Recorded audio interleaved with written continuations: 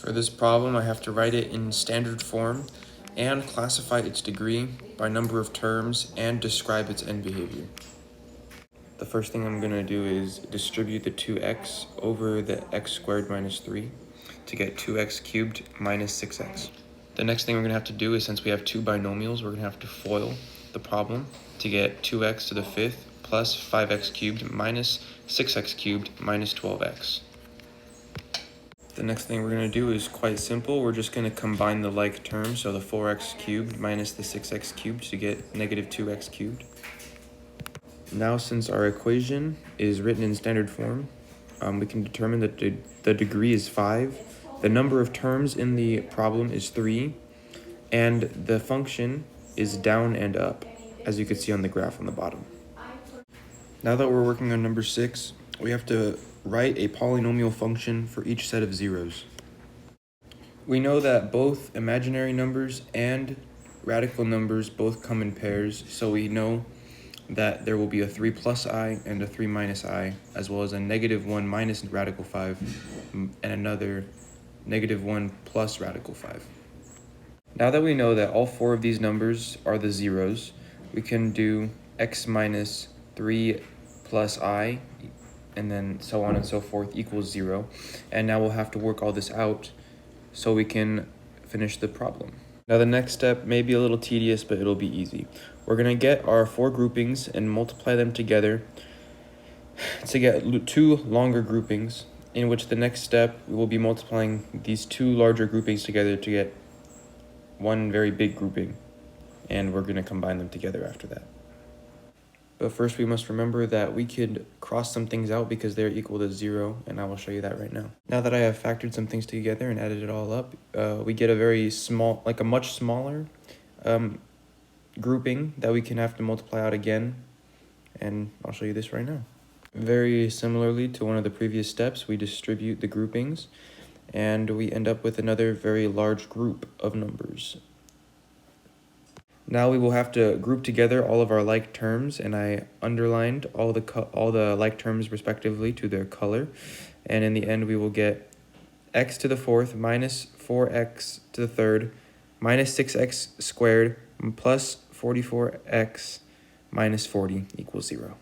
Now we have our polynomial function written in standard form, and that is the end of the equation. We're going to be working on problem number 9. And for problem number 9, we have to find both the quotient and the remainder of this problem. The first thing we'll have to do is start long division, and since there's a coefficient on the 2x3, we cannot use synthetic division, so we must use long division. So to start the long division, we just do the work as we should, as you can see in the problem. And yeah. Now since we have finished the long division, we could see that our remainder is 0. So now we have the quotient also, it is x squared plus 3x plus 1. And we just have to write it into this form here, as you can see, to prove that we have finished the problem.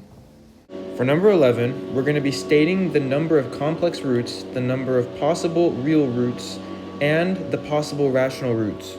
The first step, we're going to be finding the possible rational roots, and to find p, we have to get the factors of p and the factors of q, which are the first and last term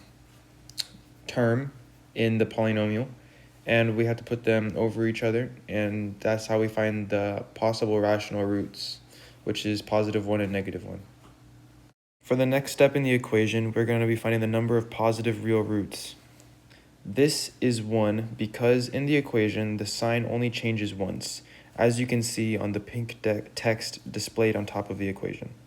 For this step in the problem, we now need to find the possible number of negative real roots. And to do this, we must plug in negative x for x in our equation.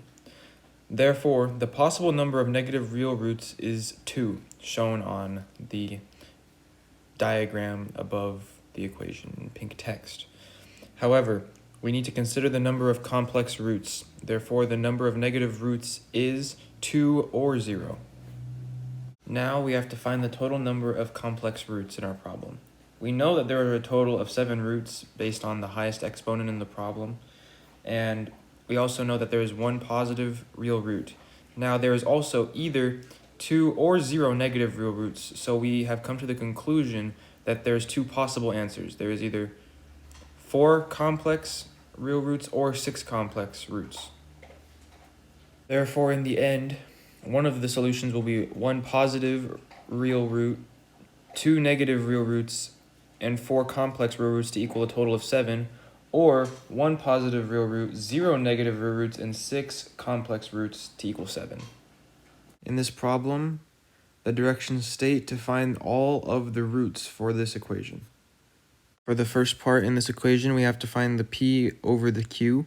So we have to get the factors of the p, which is the last term in the polynomial, and the factors of the q, which is the first coefficient in the polynomial, which is 3 and 1. And we have to put p over q, so we have 8 possible rational roots.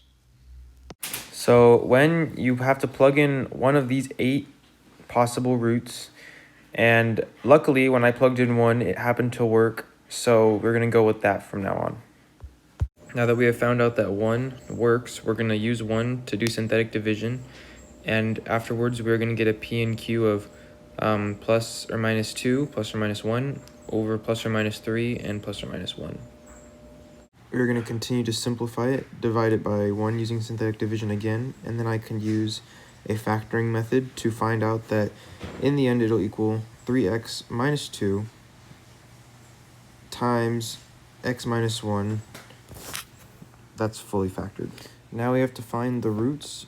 By doing this, we just do x minus 1 equals 0 to find that x equals 1, and then 3x minus 2 equals 0 to find that x equals 2/3, which were 2 of the 8 of the possible roots, and they are the only roots that work. Thank you. For this problem, we're going to be using the remainder theorem and synthetic division to find the p of a. Since we know what a is already and we're trying to find the p of a, we have to plug in a for x. After you do this, you type it into a calculator or solve it, and you will find out that the p of a equals 0. You can prove that the p of a is 0 by using synthetic division. After you do the synthetic division, the remainder should be 0, which turn proving that p of a is 0. Alright, for our last number 20, we're going to be graphing and writing the equation of the cubic function that is obtained from the parent function y equals x cubed. After this sequence of transformations, the vertical stretch by the factor of 2. There will be a reflection across the x-axis, a translation of 3 units down and 4 units up. Or to the right, I mean. And I have put a equation that will help us to do this function.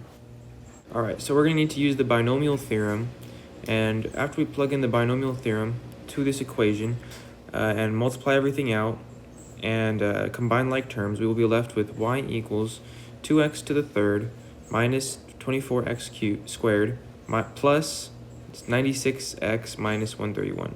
First thing that we have to do is graph the cubic function, and that is what I did, as you could see here. And the reason that I did the binomial theorem is because on the previous section it says to expand each binomial, and I wasn't sure if that part of the homework was connected to number 20. Thank you. And this is the solution to our problem for number 20. Thank you for watching.